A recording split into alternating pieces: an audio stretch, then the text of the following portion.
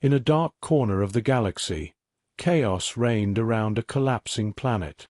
Ships were desperately evacuating refugees, but it seemed impossible for everyone to survive. Erickson, a former military officer, had joined the refugee fleet with a small team of humans. His team included the tough Sawyer, the calm and intelligent Owen, and the strategic genius Nimue. Among the refugees were members of various species who had given themselves over to despair: Nalka, Zorath, and Vrith, inhabitants of distant worlds who had come together for a single purpose: survival, despite not having interacted in years. The presence of humans among the refugees sparked mixed reactions. Humans were known throughout the galaxy as warriors and survival experts, but most assumed they would only look out for themselves. However, Erickson and his team were about to prove just how wrong those assumptions were. Food and water were scarce on the ships, atmospheric engines were failing, and chaos was spreading as people turned on one another. Erickson made a strategic decision and turned to Owen. "We need to fix this chaos. If everyone continues acting on their own, we're done for." Owen nodded seriously. "We need to talk to the Zorath leader. They're still living by their tribal rules. If we can unite them, we can get them to accept a chain of command." Nimue chimed in. "No one trusts each other in these groups. If we don't establish a command structure, they'll collapse. And we've already received reports that enemy ships are closing in." Erickson paused for a moment. "Then let's set the plan in motion." The humans quickly mobilized within the refugee ships. Erickson executed a clever strategy to unite the complex mass of refugees. The first step was gaining the trust of the most powerful tribal leaders. Sawyer arranged a secret meeting with Talath, the Nalka leader. Talath was a war-weary leader who regarded humans with suspicion. "Did you come to save my people, or just to serve your own interests?" he asked. Sawyer, maintaining a calm demeanor, replied, "The only way we survive is by fighting together. In this current state of chaos, we'll all die. But if we unite, we can form the strongest refugee fleet the galaxy has ever seen." These words caught Talitha's attention. Slowly, he nodded. "Is what I've heard about humans true? That you're willing to make the necessary sacrifices to leave everything behind and move forward?" Sawyer locked eyes with Talath. "We fight not just to survive, but to live. Everyone will get a chance. But first, we need to get organized." This agreement spread to the other tribes as well. The Zorath and Vrith leaders joined in. But it wasn't easy.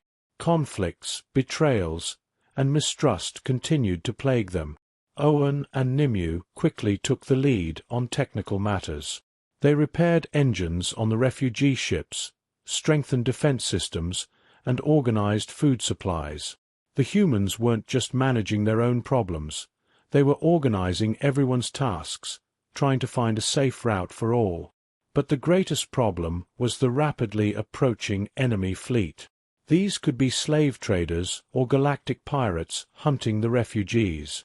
Erickson's leadership was about to face its toughest test. As the enemy fleet began to surround the refugee convoy, a deep silence fell. Erickson glanced quickly at his team on the bridge. Tension was evident on everyone's faces, but they had no intention of giving up. Owen was tracking the speed and positions of the enemy ships through the main computer system. Nimue was analyzing the attack formations of the enemy ships. "The enemy is closing in, just minutes away," Owen said in a calm voice. Erickson clenched his fists and thought for a moment. The enemy's forces were far superior to the refugee convoy.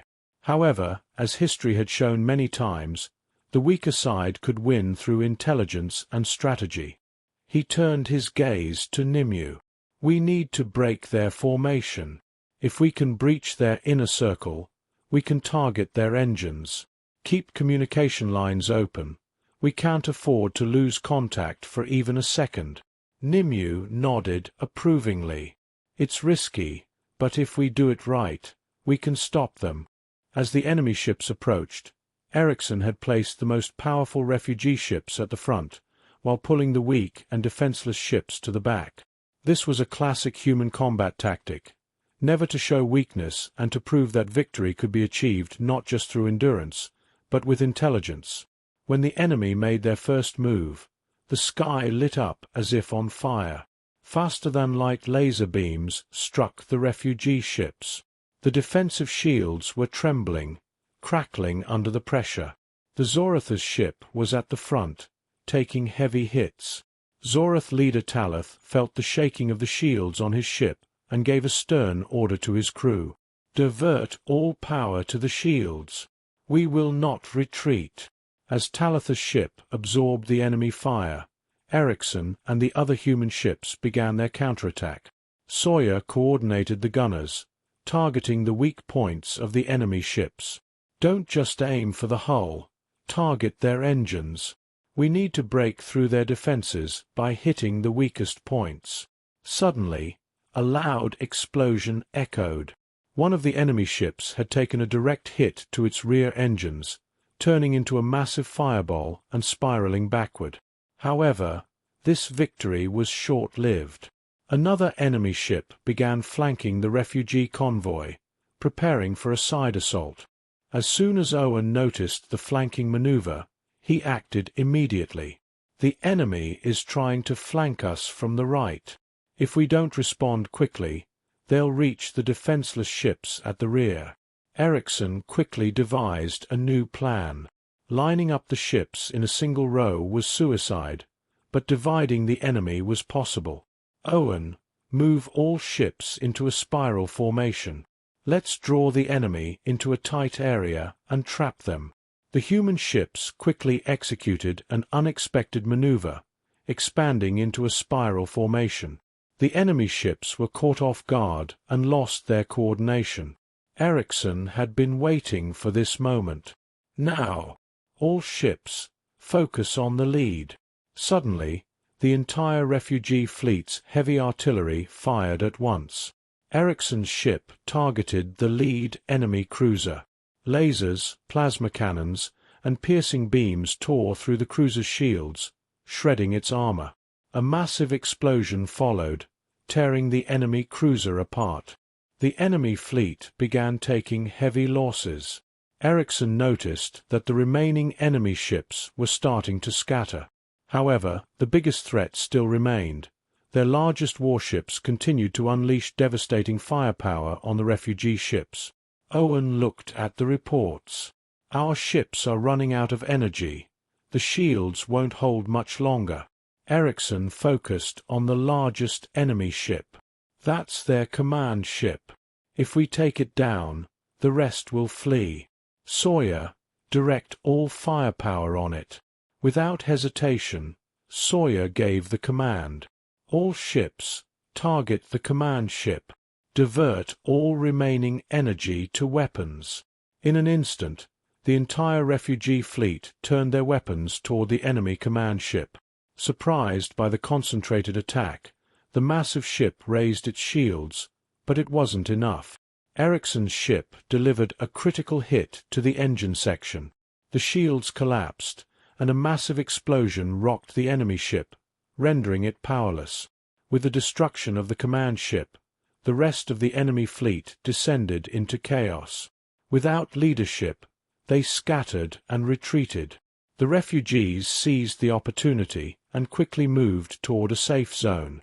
As the battle ended, the refugees began to see the humans as their saviors.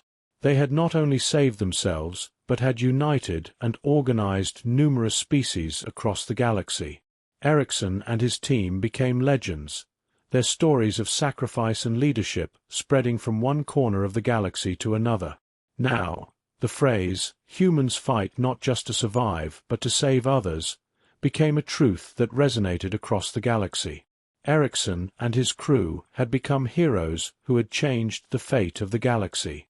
I hope you had a good time. If you liked my story, do not forget to comment and subscribe to my channel. Goodbye. See you in the next story.